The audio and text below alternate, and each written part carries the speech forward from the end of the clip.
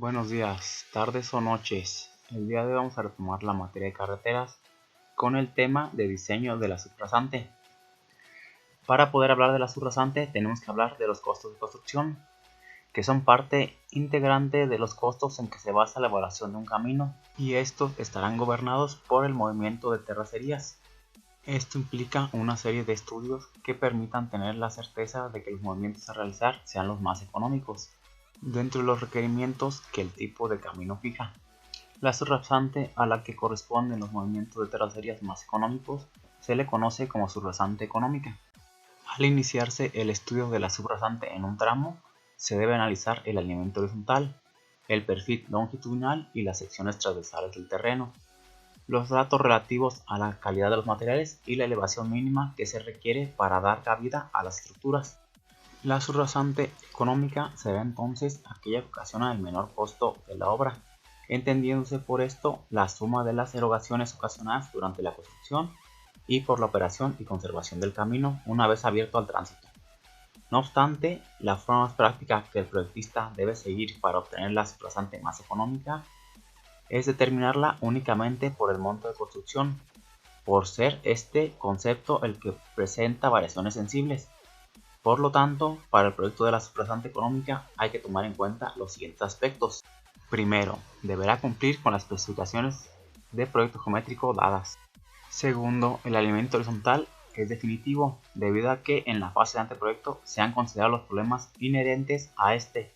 Sin embargo, habrá casos en que se lleven a cabo replanteamientos locales. Y tercera, la subrasante a proyectar debe permitir alojar las alcantarillas, puentes y pasos a desnivel, y su elevación debe ser la necesaria para evitar humedades perjudiciales a las terracerías o el pavimento, causadas por zonas de inundaciones o humedad excesiva en el terreno natural. De acuerdo con lo anterior, se considera que los elementos que definen el proyecto de la subrasante económica son los siguientes. El primero son las condiciones topográficas, segundo, condiciones geotécnicas, tercero, subrasante mínima y cuarto, el costo de las terracerías. Ahora, hablemos primero de las condiciones topográficas. De acuerdo con su configuración, se pueden definir en tres tipos. Plano, que es aquel cuyo perfil acusa pendientes longitudinales uniformes y de corta magnitud, con pendiente transversal escasa o nula. Lomerío, terreno cuyo perfil longitudinal presenta en sucesión cimas y depresiones de cierta magnitud, con pendientes no mayores a 25 grados.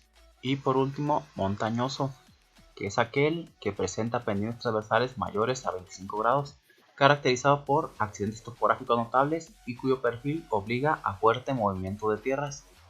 En terreno plano, el proyecto de la subrasante será generalmente en terraplén, sensiblemente paralelo al terreno y con la altura suficiente para quedar a salvo de la humedad propia del suelo y de los cubrimientos laminares en él, así como para permitir las alcantarillas, puentes y pasos a desnivel. En este tipo de terreno, la compensación longitudinal o transversal de las terracerías se presenta excepcionalmente. Como consecuencia, los terraplenes estarán formados con material producto de préstamo de banco. Así también, este tipo de terreno por lo general permite proyectar tramos con distancia de visibilidad de rebase sin ninguna dificultad, tanto para el alineamiento vertical como para el horizontal. En terreno lomerío se deberá estudiar la subrasante combinando las pendientes específicas, obteniendo un alineamiento vertical ondulado, que en general permitirá aprovechar el material producto de los cortes para formar los terraplenes contiguos. El proyecto de la subrasante basado en contrapendientes, la compensación longitudinal de las terracerías en tramos de longitud considerable, el hecho de no representar problemas, deja el espacio vertical necesario para alojar las alcantarillas, los pasos a desnivel y puentes, que son característicos de este tipo de terreno. Asimismo, cuando se requiere considerar la distancia de visibilidad de rebase en el proyecto del alineamiento vertical, se ocasiona un incremento en el volumen de tierras a mover. En terreno montañoso, como consecuencia de la configuración topográfica, la formación de las terracerías se obtiene mediante la excavación de grandes volúmenes. El proyecto de la subrasante queda generalmente condicionado a la pendiente transversal del terreno y al análisis de las secciones transversales en zonas críticas o en balcón, cuando a causa de la excesiva pendiente transversal del terreno haya necesidad de alojar en firme la corona del camino. La elevación de la subrasante debe estudiarse considerando la construcción de muros de contención, de viaductos o de túneles con objeto de obtener el menor costo del transporte en el tramo de estudio. Son características del terreno montañoso utilizar con frecuencia los valores límites o máximos de las normas y especificación de construcción. Así también, cuando se requiere proporcionar la distancia de visibilidad de rebase en los tramos específicos, es necesario llevar a cabo grandes movimientos de terracerías. La necesidad de proyectar alcantarillas de alivio da como resultado en el diagrama de masas una serie de desperdicios ininterrumpidos por pequeños tramos compensados. El siguiente apartado del que hablaremos son las condiciones geotécnicas. La calidad de los materiales de la zona en donde se alojará el camino es un factor muy importante para lograr el proyecto de la subrasante económica, ya que además del empleo que tendrán en la formación de las terracerías, servirán de apoyo al camino. La elevación de la subrasante se limita en ocasiones por la capacidad de carga del suelo que servirá de base al camino. Por la dificultad que ofrece a su ataque, la normativa de la Secretaría de Comunicaciones y Transportes clasifica los materiales de terracerías como A, B y C, y por el tratamiento que van a tener en la formación de los terraplenes. Las clasificaciones de materiales compactables y no compactables. Un suelo se clasifica como material A cuando puede ser atacado fácilmente con pala de mano, pico, escrepa o pala mecánica de cualquier capacidad. Además, se consideran como material A los suelos poco o nada cementados, con partículas hasta de 7.5 centímetros. Como material B, el que requiere ser atacado mediante arado o por explosivos ligeros, considerándose además como material B las piedras sueltas mayores de 7.5 centímetros y menores de 75 centímetros. Finalmente, el material tipo C es el que requiere ser atacado mediante explosivos, y para su remoción el empleo de palas mecánicas de gran capacidad. Un material se considera compactable cuando es posible controlar su compactación por alguna de las pruebas de laboratorio que se especifican en la normativa SST. En caso contrario, se considerará no compactable, aun y cuando se reconozca que estos materiales pueden ser sujetos a un proceso de compactación en el campo. Al material llamado no compactable, generalmente producto de los cortes y excepcionalmente obtenido de los préstamos, se le aplica el tratamiento de bandeado al emplearse en la formación de los terraplenes, tratamiento que tiene por objeto lograr un mejor acomodo de los fragmentos, reduciendo los vacíos u oquedades mediante el empleo de equipo de construcción adecuado. Dentro de este grupo quedan incluidos los materiales clasificados como C y aquellos cuya clasificación B es debida a la presencia de fragmentos medianos y grandes de roca. Para el proyecto de la subrasante se deben considerar principalmente las propiedades de los materiales que intervienen en la formación de las terracerías, los datos relativos a su clasificación para fines de presupuesto y el tratamiento a darles. Y por último tenemos la subrasante mínima, que será la elevación mínima correspondiente a puntos determinados del camino a los que el estudio de la subrasante económica debe sujetarse. Los elementos que fijan estas elevaciones mínimas son las obras menores, los puentes, las zonas de inundación y las intersecciones. Dentro de las obras menores podemos decir que para lograr la economía deseada y no alterar el buen funcionamiento del drenaje es necesario que el estudio de la subrasante respete la elevación mínima que requiere el proyecto de las alcantarillas.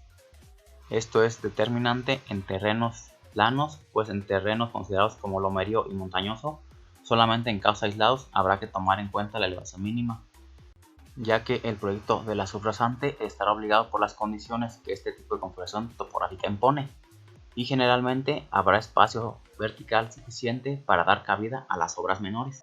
La metodología para encontrar la elevación a la cual debe sujetarse la subrasante está en función de las características propias de alcantarillas y de la sección de construcción, principalmente la elevación del desplante, la pendiente según el eje de la obra, el colchón mínimo, el ángulo de desviaje, la altura de la obra hasta su coronamiento, el ancho de la semicorona y las pendientes longitudinal y transversal de la obra.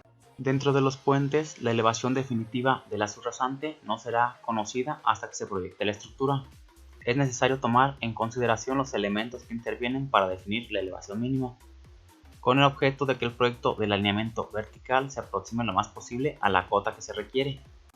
Para lograr lo anterior se debe contar con los siguientes datos: la elevación del nivel de aguas máximas extraordinarias, Sobreelevación de las aguas ocasionadas por el estrechamiento que origina el puente en el cauce, el espacio libre vertical para dar paso a cuerpos flotantes y el peralte de la superestructura. La suma de los valores de estos elementos determina la elevación mínima de rasante necesaria para alojar el puente, de la cual habrá que deducirse el espesor de pavimento para obtener la elevación de la subrasante. En los caminos con tránsito diario promedio anual bajo, entre 1 y 500 vehículos, localizados en zonas en donde las avenidas máximas extraordinarias se presentan con poca frecuencia y duración, se pudieran proyectar vados en lugar de puentes. Sin embargo, esto no es recomendable, aunque a primera vista redundará en una subrasante aparentemente económica. El costo global del transporte y el costo de mantenimiento del mismo serán sin duda elevados. El tercer apartado a tomar en cuenta son las zonas de inundación. El paso de un camino por zonas de inundación requiere el conocimiento del nivel de aguas máximas extraordinarias, mismas que obligan a dar la elevación mínima para la elaboración del proyecto. Asimismo, el camino en sí será un obstáculo que genera una sobrelevación de las aguas. Por tal motivo y para asegurar la estabilidad de las terracerías y del pavimento, se recomienda que la elevación de la subrasante sea como mínimo 1 metro arriba del nivel de aguas máximas extraordinarias. Y el último apartado a analizar son las intersecciones. Los cruces que un camino tiene con otras vías de comunicación terrestre, ya sean en proyecto o existentes, dan lugar a intersecciones que pueden ser a nivel o a desnivel. En este caso, el proyecto de la subrasante deberá considerar la vía terrestre que cruce. En las intersecciones a desnivel se hará un estudio económico para determinar si conviene sea inferior o superior el paso del camino que se está proyectando. Para fijar la elevación de la subrasante económica se sigue una metodología semejante a la ya explicada para el caso de obras menores, tomando en consideración además para el caso de los entronques que deberán estudiarse los enlaces en los caminos que originan el cauce.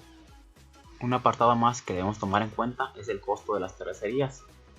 La posición que debe guardar la subrasante para obtener la economía máxima en la construcción de las terracerías depende de los siguientes conceptos. El primero son los costos unitarios, que van a depender de la excavación de corte, excavación en préstamo, compactación en el terraplén del material de corte, compactación en el terraplén del material de préstamo, sobreacarreo del material de corte a terraplén, sobreacarreo del material de corte a desperdicio, sobreacarreo del material de préstamo a terraplén, y el costo del terreno afectado para préstamo, desmonte y despalme, dividido entre el volumen de terracerías extraído del mismo.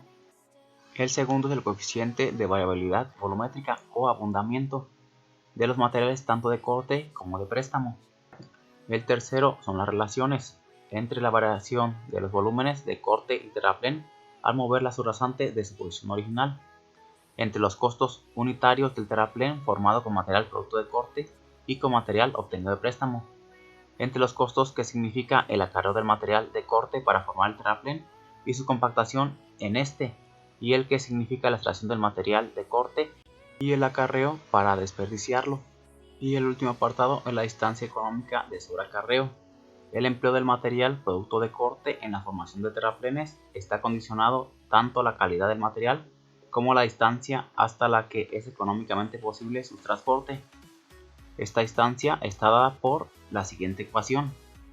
La distancia máxima de sobreacarreo económico es igual a la suma del costo unitario de terraplén formado con material producto de préstamo, PP, más el costo unitario de sobreacarreo del material de corte o desperdicio, AD, menos el precio de la compactación en el terraplén del material producto de corte, PC. Todo esto dividido entre el precio unitario de sobreacarreo del material de corte y al final sumando el acarreo libre de material cuyo costo es incluido en el precio de la excavación AL. Como veremos en un tema posterior, en estos elementos se basa fundamentalmente el estudio del diagrama de masas curva masa. Y con esta ecuación llegamos al final de este tema. Nos vemos la siguiente clase. Hasta la próxima.